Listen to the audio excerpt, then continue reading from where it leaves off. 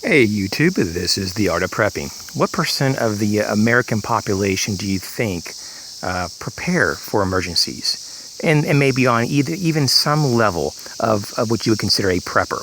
I mean, it's a very large continuum of prepping. And the beginner prepper, we talked about this, the intermediate and maybe the more advanced, and probably the person that would be considered like a professional prepper.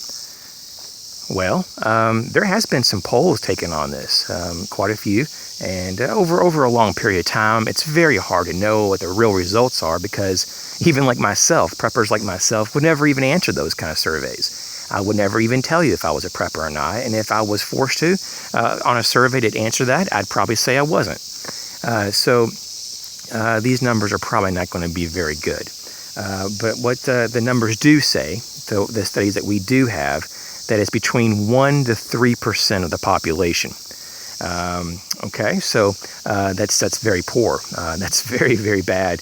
And God help us if we really have to rely on those preps, because very few people will have resources and knowledge.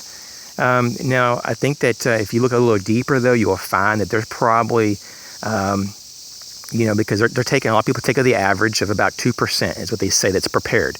I think if you look a little deeper, though, and you included the bushcrafters and the other survivalists and other people that typically don't want to be involved with that term, prepper or someone that preps, I think you can really get up to about 5%, honestly. But through my research and just, the decades of reading through forums and manuals and books and looking at hundreds of surveys and polls, I really think it's probably between around 5, maybe at the most 7% of the population. But I'd say 5%, though, to be pretty conservative, just because there's people like myself that wouldn't even answer surveys. So with that being said, we can extrapolate that number to say roughly between 15 to 17 million people in the United States have some level of contingency preparation, some forward thinking in their lifestyle.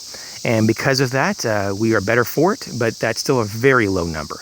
And that's a lot of pressure on those individuals, especially if they're going to be helping communities. They may have a hard time just helping their own families, depending on what level prepared they are. So I hope that you're one of those, 5 to 7% on the optimistic side.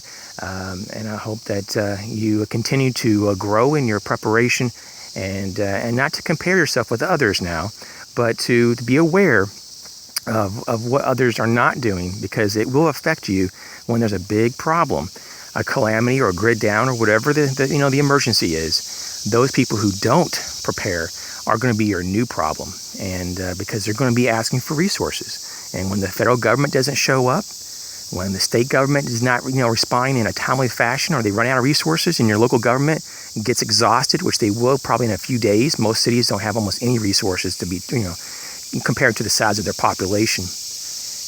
Well, you're going to have to fall back on what you've prepared over the years and decades. And so this is just food for thought. Hope everyone's doing well. Guys, take care. Catch you real soon.